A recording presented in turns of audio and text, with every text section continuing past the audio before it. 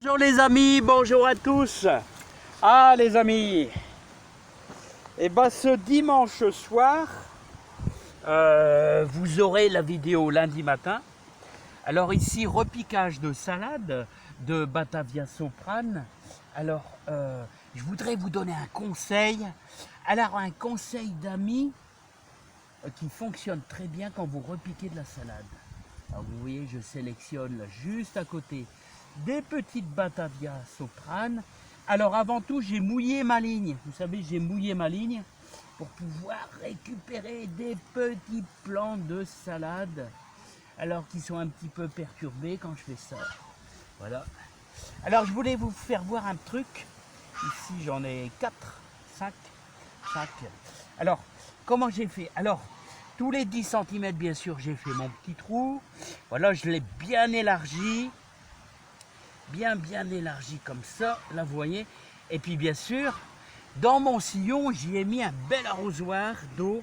Parce qu'ici, la terre, elle est assez argileuse. Mais avant de les repiquer, les amis, regardez ce que j'ai. J'ai été sélectionner le plus beau de mes composts, c'est-à-dire dans le fond. Et plutôt que de prendre mes petites salades et de les repiquer directement, je vais leur associer un fond de terreau. Voilà, comme ça. Alors là, vous avez la meilleure des terres pour une bonne reprise. Voilà, donc vous voyez, à chaque fois, je prends ma petite salade. Voilà, je mets un fond de terreau. Voilà, je refais un petit peu mon trou et j'en mets sur les côtés. Voilà. Voilà. Plutôt que de remettre de la terre normale, vous voyez, je choisis de mettre un bon... Qu'est-ce que j'ai dit? J'ai dit terreau. C'est pas du terreau, c'est du compost. C'est du compost, les amis. Il me semble que j'ai dit terreau. Il me semble que je me suis trompé. Alors c'est le plus meilleur de mon compost, c'est-à-dire dans le fond. Voilà. Alors là, vous avez la meilleure de votre terre. Vous améliorez considérablement votre terre en mettant un petit peu de compost dans le fond. Voilà, hop, j'implante et hop, et un petit peu de compost sur les côtés également. Voilà. Alors l'avantage du compost pur, là vous voyez, c'est que ça ne brûle pas du tout. Ça ne brûle pas du tout. Alors j'en ai encore 2-3 à faire. Alors, je vais les sélectionner là où il y a du monde, où il y a pas mal de monde, avec ma petite spatule. Voilà. Voilà, regardez comment elles sont belles. Alors, Batavia Soprane. On l'a semé ensemble, hein. On l'a semé ensemble. Voilà, donc hop, implantation. Alors, vous savez que quelquefois, je vous montre qu'on peut supprimer les feuilles du haut, hein, le haut des feuilles, on peut le faire également. Alors, bon là, ça va à peu près. Ici, ça se passe plutôt bien. Donc, il n'y a pas trop de chaleur, donc j'ai décidé de le laisser. Mais, vous avez vu l'atout que j'ai avec moi également. Donc, plutôt que de mettre ce petit bloc de terre, je préférerais mettre un bon coup de compost. Oh, petit verre de terre, je vais te sauver la vie. Alors, voilà. Hop, implantation. Alors, toujours la même chose.